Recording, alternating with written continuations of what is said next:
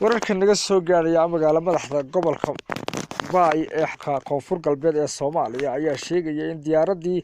shalay Isniintii ku burburtay degmada Bardaale uu jiro shaki ka soo baxaya oo ah in diyaaradaasi la soo riday sida uu warbaahinta u sheegay xildhibaan Cabdiraxmaan Sheekh Aadan Ibbi oo ka tirsan wakiilayaasha shirkadda African Express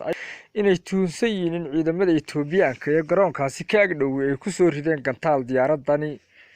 iyadoo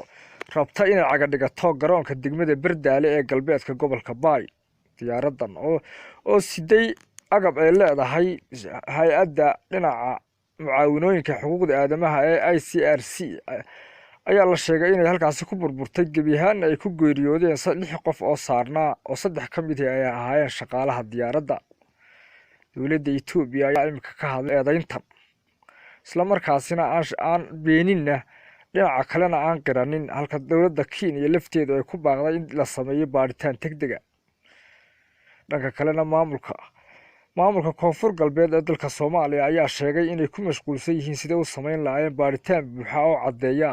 sababta ay u dhacday diyaaradani suxufiyiinta wararka Odweyne Media Hargeysa.